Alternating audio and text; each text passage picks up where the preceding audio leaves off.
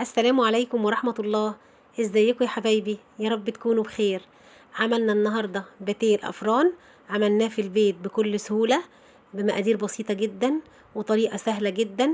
ما خدش مننا وقت خالص وطلع بالجمال اللي احنا شايفينه ده. بكيلو دقيق واحد بس وشوية مية عملنا أحلى باتيه. الباتيه طري جدا، كان هش ومورق وطعمه في منتهى الجمال.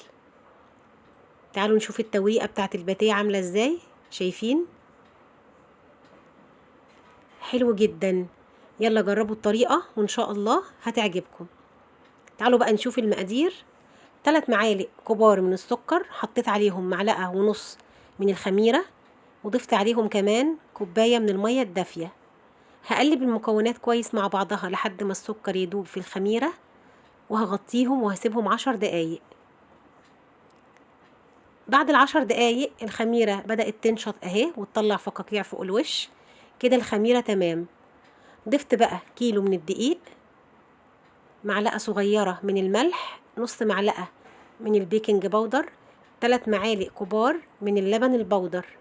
اللبن البودر ده اختياري.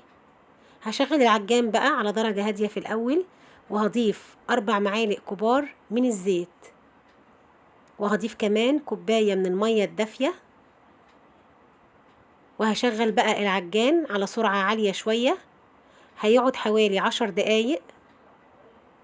أنا حطيت كوبايتين ونص من المية. كيلو الدقيق خد معايا كوبايتين ونص من المية، وشغلناه 10 دقايق. طلعت العجينة بالجمال اللي احنا شايفينه ده. شايفين العجينة عاملة ازاي؟ حلوة جدا، ناعمة جدا وطرية، عاملة زي اللبانة، مش بتلزق في ايدي ولا حاجة، طرية جدا ومش بتلزق. تعالوا بقى نلفها في ايدنا شوية كده ونعملها كورة، وبعدين ندهن البولة بالزيت زي ما احنا بنعمل على طول. وهنحط فيها العجينة، هنغطيها بستريتش او كيس بلاستيك، ونغطيها كمان بفوطة، وهنحطها في مكان دافي لغاية ما تتخمر. نغطيها بقى ونحطها في مكان دافي. بعد ساعة العجينة بقت بالجمال اللي احنا شايفينه ده، خمرت وبقت جميلة. تعالوا بقى نديها البوكس التمام ونخرج منها الهواء علشان نبدأ نشتغل فيها. رشيت رشة من الدقيق وفضيت العجينة كده. هبدأ بقى أفردها، هتتفرد معايا بكل سهولة لأن هي ارتاحت وخمرت كويس، فهتتفرد معايا بكل سهولة. هبدأ بقى أقطعها على 4 أجزاء زي ما احنا شايفين. دول جزئين اهو، وهقطع برضو اللي تحت جزئين. هاخد أول قطعة هعملها كورة واحطها على جنب. هعمل في التانية برضو والتالتة نفس الحكاية، هعملهم كور كده واركنهم على جنب. وهبدأ بقى أشتغل في الرابعة. قبل ما هشتغل في الكورة الرابعة هغطي الكور اللي احنا حطيناها على جنب دي علشان وشها ما ينشفش.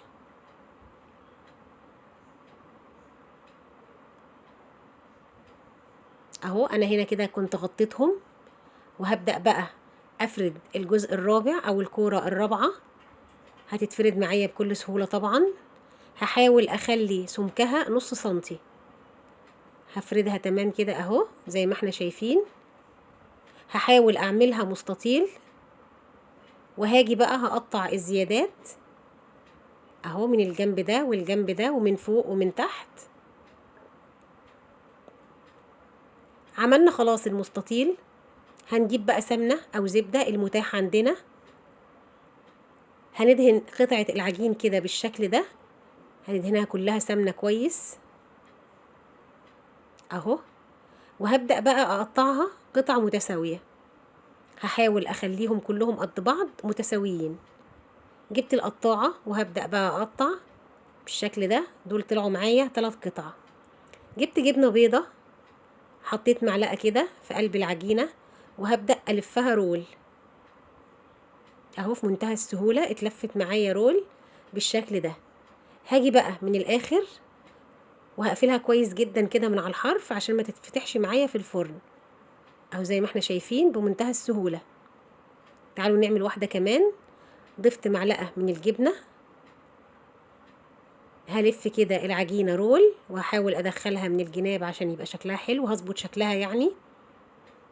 هاجي بقى لحد الاخر وهقفلها كده قفلة كويسة من على الحرف علشان ما تتفكش. ممكن بقى نحشي الباتيه جبنة رومي مبشورة او جبنة موتزاريلا او شوكولاتة، المتاح عندنا ممكن نحطه في الباتيه.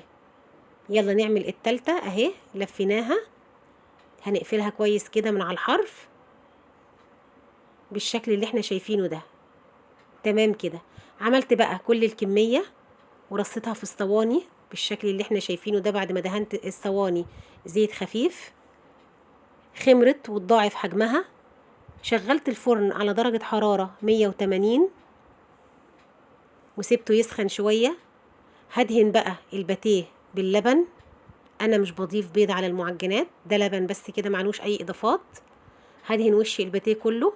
دخلته الفرن على الشبكة اللي في النص، قعد حوالي 12 دقيقة على درجة حرارة 180. بعدين شغلت له الشواية، طلع بالجمال اللي احنا شايفينه ده. اول ما طلع من الفرن اديته كده رشة مية خفيفة وغطيته بفوطة. طلع بقى بالجمال اللي في ايدي ده، حلو جدا، طري وهش ومورق وطعمه كان جميل. بمكونات بسيطة جدا زي ما احنا شفنا عملنا احلى باتيه. يلا قوموا جربوه واعملوه للولاد عشان ياخدوه معاهم المدرسة. ان شاء الله الطريقة سهلة وبسيطة وهتعجبكم. وان عجبكم الفيديو لايك وشير.